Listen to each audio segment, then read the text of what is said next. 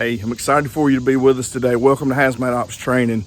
We're going to take a little bit different angle from what we normally do, and we'll talk about some firefighter safety today. And here's the big thing.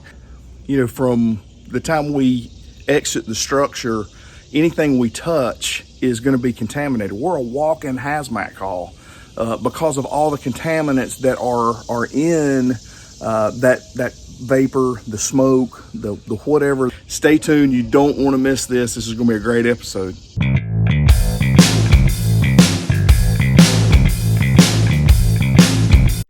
Some friends of mine with the Greensboro Fire Department here in my hometown.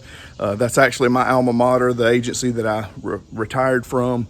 They've done a lot of research, really quick, easy, economical way to remove that contaminant so that we're not taking that contaminant back in the fire truck, back in the station, home maybe, depending on what our situation is, if we're a rural, a municipal, a volunteer career, whatever the case may be. This is a way for us to keep ourselves safe. We've got some research on some cancer research and things like that we want to share with you. The camera adds 10 pounds and it takes like 3 inches of your hairline. Hey, we're here at the Greensboro Fire Department, Station 11, with Captain C.J. Woody. CJ and I worked together for a number of years. He's done a lot of research, a lot of work on an initiative that has been, quite frankly, has been a topic of discussion around the fire service for a number of years, but they've done some really neat research on this, and I wanted to share it with you. Been really excited about this. We've been trying to get together and do this for a long time, and naturally we picked the hottest day of the year, of course, right? So it's late in the afternoon, we're losing our light, so we want to jump on this. Again, Captain C.J. Woody with the Greensboro Fire Department. So CJ, tell us about what you guys have done, and just kind of give us an overview, and then we're going to go on the rig here and look at some of your equipment. Okay. So back in probably 2013 or 14, our union president came to us and wanted to do some research on some exposure tracking and because of the cancer risk that firefighters face. And so in my research, I came across several things that were thought to be cancer causing in firefighters. So I thought to myself, what is a way that we can try to lower that risk? I know that it's going to be impossible to completely get rid of that risk because of our job and what we come in contact with, but I wanted to find a way that we could lower the risk. So one of the things that we had talked about or that I researched about was decon or post-fire decon. So we came up with a decon kit. It's in a 5-gallon bucket, so we call it our decon bucket. It has baby wipes, it has gloves, it has like dishwashing soap, trash bags, towels, a scrub brush, several different things that we can use on scene to decon ourselves after a fire. And let me stop you for a second. As firefighters, we think about, well, decon's for hazmat, but at the end of the day, a structure fire with all the crap that's in the structure, at the end of the day, it is a hazmat incident, right? So absolutely. Again, that's kind of the angle that we're trying to work here. And you mentioned the cancer studies and things like that. You're a cancer survivor as well, right? Yes, back in 2012, I was diagnosed with malignant melanoma. I was 32 years old, relatively healthy. Honestly, thought I was Superman. Like I didn't, I had that mentality in a lot of the ways that I performed on structure fire calls. I didn't think I was invincible, but I wasn't afraid of anything. And when the doctor says that C word, it tends to humble you very quickly. So I had surgery. They removed all the cancer. I had a spot about the size of a pencil head eraser on my back, and I have about a 6.5-inch scar now where they cut everything out, and have been good ever since. I do yearly checks with my dermatologist, and everything's good as of now. But that opened my eyes of the risk that firefighters face, and I wanted to try to do something where people didn't have to go through what I went through. And my diagnosis and the process of getting rid of my cancer, in the grand scheme of things, wasn't that big of a deal. It was surgery, some time off work, a little rest, and that kind of thing. But there's firefighters out there that are going through a lot more of that with chemotherapy and radiation and surgery and a whole bunch of stuff. So I just wanted to come up with a way to try to limit those. I know there's probably no way to completely get rid of it, but if we can do something to keep firefighters from getting cancer or trying to prevent it, then that's what I wanted to do. Right on. So, and we're doing this old school mic swap here. So at the end of the day, we're the decon, post-fire decon, for interior firefighters or anybody for that matter who's come in contact with contaminant, interior, exterior, whatever the situation dictates. So we're getting that material off the turnout gear, so that we're not skin absorbing, rebreathing, whatever, as we're taking the gear off. It's not coming in contact with our skin, not coming in contact with the respiratory tract to get that contaminant away. Sure. Yeah, definitely. Anything we could do to limit the contaminants on us or get them off as quickly as possible, that's kind of what we want to do. The thing was, we just want to limit the amount of contaminants that we take back with us. So we bag up our clothes or our turnout gear once we're finished firefighting and overhaul and all that stuff, bag it up on scene. Normally, most of the time, you didn't bring your duty boots or with you or something, you'll clean your boots and your bunker boots, put them back on, bag up all your turnout gear, put it in a trash bag and throw it in a compartment on the back of the truck.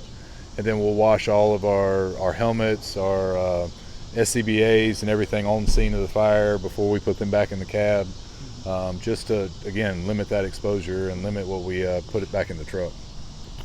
Got you. So, and we're not talking about a long time. We're talking about 5 minutes worth of cleaning, and we're talking about a quick clean. We're not talking about a thorough, and we'll get to that in a little bit. So and I want to talk a little bit about the Skeptics View, but before we do that, the kind of the who and the where we've identified. We're talking about firefighters, but the where, and we're looking at from not going back in the structure anymore. So we're at a point where the fire suppression is over, even the overhaul is over. Even if we've assisted with investigation, we're done. We're not going back into structure anymore. But before we get back on the truck, or if I'm a volunteer, if I'm a rural firefighter, before I get back in my vehicle potentially.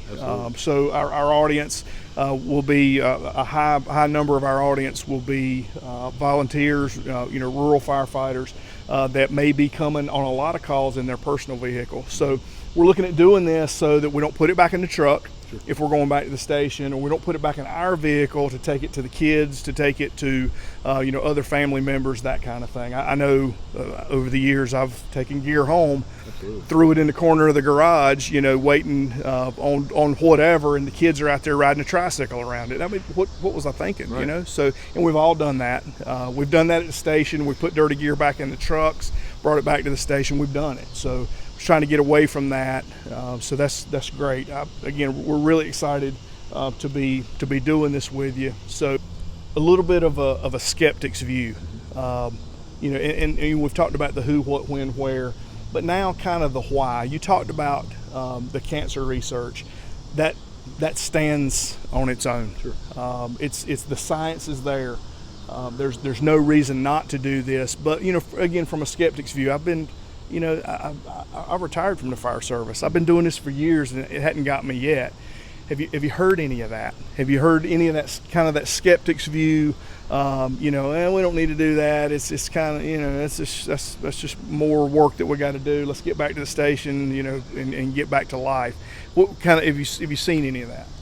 Most everybody was very open to it and thought it was a great idea. Now I've worked higher backs and I've worked at other stations.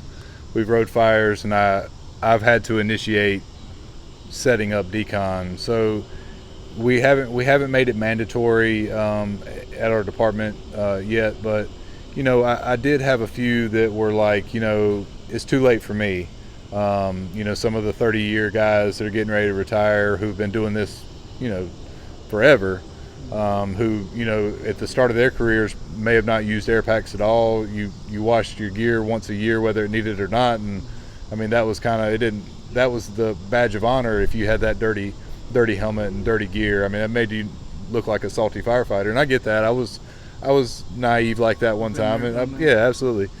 But for the most part, everybody thought it was a great idea, but getting everybody to actually remember to do it. And I get it. We're such muscle memory that we get done with the fire, we put our gear back on the truck, and we go back to the station, get in service, and get ready for the next one. I get that. You know, we've done that for years, but we've had pretty good. You know, everybody thinks it's a great idea. It's just getting them to actually remember to do it. And you've been a volunteer firefighter as well for a number of years since you were.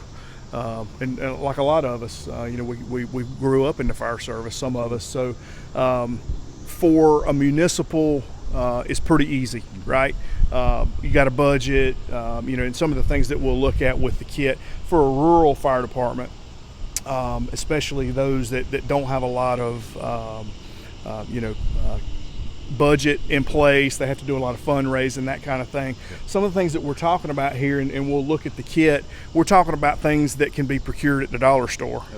So, you know, even if as a volunteer, if I have to put a kit together for my own that I keep in my vehicle, or if we do it on the apparatus, we're talking about really low cost, high yield, a very low cost type of initiative. Absolutely. When we came up with the kit, everything we had in the kit, with the exception of the baby wipes that we used, was stuff we found at the station. Trash bags. Everybody's got trash bags. We used a truck brush that we used on the wheels of the truck. I just cut the handle off a little bit to fit in our bucket. Rinse the brake dust out of it. Right? Exactly, yeah, rinse the brake dust out first. Nitrile gloves that we use on med calls. I threw a box of those in there. Dish soap. We got a whole cabinet full of dish soap. So stuff like that was stuff that was readily available at the station already. So sure, you know, as a municipality where we have 26 stations, you know, those things do kind of add up a little bit if you think over that many stations and that kind of stuff. But for a rural department that, you know, may have two or three stations and a few apparatus, I mean, you're looking at maybe $50-$60 worth of stuff to outfit your whole department to last a really long time. Yeah, absolutely, absolutely. So that was minimal cost, and we did have Firehouse Subs. They donated, I don't know, probably half of our buckets. There were red pickle buckets that they donated to us. So we had those, and then we had to buy the rest of them for the. But again, you're looking at a bucket's $3 or $4 at Lowe's. In a lot of communities, you know, there's Lowe's, Home Depots. Yeah. Even if you're out in the middle of nowhere, you can't sling a dead cat in the United States without hitting a Dollar General. Sure. You know, that's an option. So no matter really where you are, you may be able to reach out to those partners. So that's something else that's important to point out. Everybody loves firemen. They're always exactly. willing to help out. Right. So. Okay, so we're going to jump over and look at the kit. Lid, open it up. We have a packet of baby wipes that we use typically to clean our face and our neck area. That's one of the areas that are studies have shown have been real susceptible to getting contaminated. So you're doing quick decon with the shower that you're going to show us, taking the jacket off, and then those vulnerable areas. Right. Okay. Yep. Gotcha. With the baby wipes. Gotcha. Correct. Have nitrile gloves, med gloves that we use on med calls and everything to keep our hands clean when we're touching the stuff. We have trash bags that we bag our gear after we've done our quick decon with the shower. Put it in a bag, seal it up, put it in the back of the truck. We use dish soap. Most of our apparatus have been upgraded to a Dawn dish soap, like the ones they use on the little animals down in the Gulf when they had the big oil slick. So basically what we'll do, we'll put soap in the bucket, fill the bucket up with water, use a scrub brush for our SCBAs and that kind of thing, just scrub them down real good. Again, trying to get as much of the contaminants off of our our gear as possible on scene of the fire. So we don't bring it back to the station. Don't put it in our trucks. So the bucket's storage, but it's also functionality for it's your car wash bucket. Yeah, right. Exactly. So for the air pack and anything else. Yep. Gotcha. Yep. Some of the other stations have put other things in there that they may use. May put a respirator or some mask, some kind of mask to put on while we're deconning as well. And anything that we can do to lower our risk, I think that's great. I like it when people kind of take ownership of things and kind of make it their own for what's good for them. So. Sure, absolutely. Yep. Very good. So we got a piece of hardware over here too, though, right? Yeah. So once we came up with this decon bucket, one of the processes was we had the driver or whoever was driving the truck that day, whether it was driver or move up, they would use the booster reel off the truck. Booster reel. And we'll just pull this off the truck and then hose the person down that needed to come out. Well, I got to thinking, so the driver was standing there just like I'm standing here, maybe some bucker pants on, but they're right in close proximity to all that stuff that we're trying to keep off of the firefighters. So, and not every truck has a booster reel. Correct. Right? So some of them had garden hose connections. Some of them had done some stuff like that, but yeah, you're right. Not all of them have booster reels. So I was trying to think of a way that a firefighter could come out and decon themselves without having to take the job that driver may be doing, his normal job, and also lower that risk of contaminating the driver. So I went to Lowe's Hardware or Lowe's Home Improvement. I went to the plumbing section and started taking out fittings and pipes and different things. And I had several of the workers there come and ask me if I needed any help. And I was like, no, just trying to figure something out. Leave me alone. Leave me alone. I trust the process. And I ended up coming up with this shower head attachment that we can put on a 2.5 port. So basically it's everything here. You can buy it at Lowe's. Once it's put together, I'll kind of screw it on. Once it's put together, it comes off the truck like that, and we'll show you how it works here in a minute. Quarter turn valve, water comes out, and we drilled some holes in this T.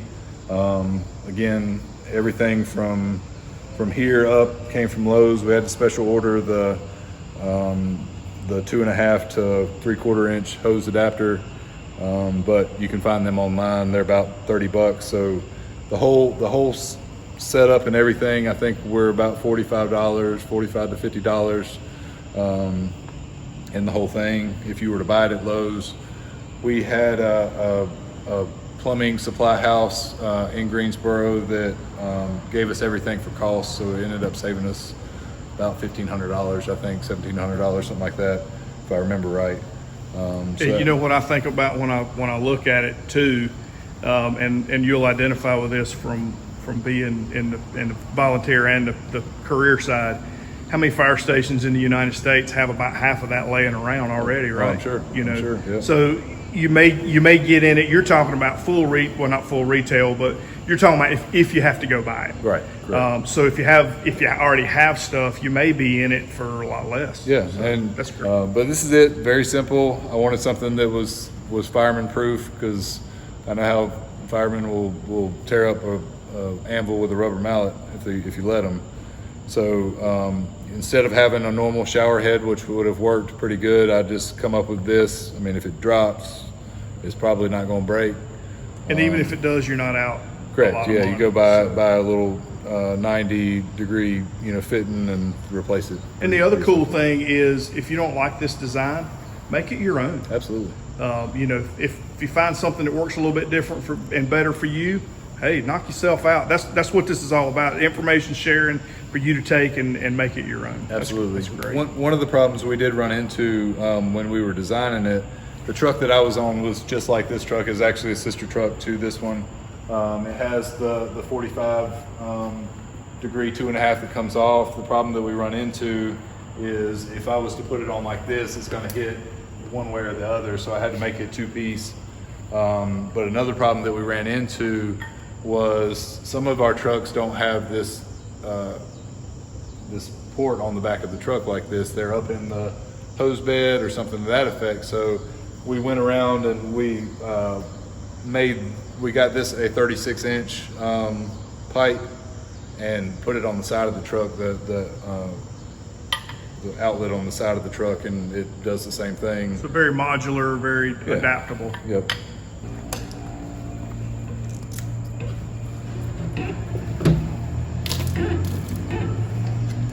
So one of the problems we run into is after the threads get loose and stuff, you may have to adjust it a little bit here and there. But once you get that on there, this screws into the top, that up, and the firefighter can come up, comes out of the fire, goes up underneath it, turns it on. It comes out at several different angles. When we drilled the holes, we put them at different angles so it had kind of a wide spray. There's one that sprays directly straight down. You can get your boots wet. And then once you're done, turn it off. Next firefighter comes up. And you're what, probably 5'10" or so? Yeah, 5'11". So with a helmet, even somebody that's taller, you got plenty of clearance. Sure. It's not something that you're having to worry about. And if they're real super tall, they can spread out or something. Yeah. Yeah, just come out. Turn it on. That's just idle pressure, right? Yeah, about 30 psi, 30 to 40 psi. Turn it off. Using what, maybe 20 GPM? It's about 30 and 30 GPM. So very, very low tax on your water tank. It's a really, really cool demonstration there of the kit. Again, pretty economical, easy to do no matter who you are. So tell us a little bit more about some of the data and things that you guys have and some of your personal experiences with this so far. Yeah, so when we first set up this decon kit, we ended up having an apartment fire. We had pretty good fire, burn up two rooms, second floor of this apartment. When we got out, I was like, hey, we got this decon bucket we just came up with. Let's try it out, see how it works. We came out, went through the full gamut, rinsed down from head to toe, got all the insulation and stuff that was all over our gear, got it all rinsed off. We bagged our gear up. We used our baby wipes that, on our necks and our faces and our hands, and then we put nitrile gloves, like med gloves on, and we went through the full gamut. We cleaned all our gear, bagged it up. We cleaned our air packs, everything like that, and then we got back to the station. And one thing we like to try to do is get that shower within an hour. It's a good way to kind of remember. We're all about acronyms and things that rhyme and catchphrases here at the fire service. So that's another one to put in your toolbox. But got back, took a shower, and if you've been on any amount of time and been on any structure fires, you get in the shower, 2-3 days later after a fire, and you can still smell it because your pores are opening up and your body is off-gassing all those contaminants that you came in contact with. Your family can smell it on you when you get home. Absolutely. Yeah. Walked in several times and wife said, you had a fire yesterday? And be like, yeah, you smell it. I'd get headaches, the day after, 2 days after, from all the CO that you inhaled and everything like that, and all that stuff that you got on your body. But after that day, we deconned everything, like I said, went through the whole procedure and everything. And that shower that I took when I got to the station, the shower I took the next day, couldn't smell anything, no headaches, no nothing like that. And it was simply because we got all those contaminants off of us. We used our air packs during overhaul. That's another big thing that we're trying to push is wear those air packs. They can be bulky, they can be a pain in the butt to wear, but you got to look out for your health and your safety, and that's one easy way that we can keep from inhaling those toxic fumes and everything, because these construction these days is all plastics, it's all man-made materials that when they burn, they off-gas some nasty stuff. So the quicker we can get those off of us and away from us, the better we are. Right on. And that's it's a great case study, and that's one of a dozen that he could give you. they've done a lot of research and done a lot of hard work with this. So thank you for that, sharing that personal experience. Hey, so thanks. I really appreciate it. I know our viewers do. It's been great to be here. Great to see you again. Don't forget to look in the description. We'll put some links to some of the cancer studies and some of the things that CJ was telling you about, so you can look for yourself. You can do your own research on the science side of this. So thanks for being with us. Don't forget to, either on that corner or that corner of the screen, there's a little subscribe button. Make sure you subscribe so you can get our content. We're going to bring you more stuff like this. Thanks for being with us. We'll see you next time. See you.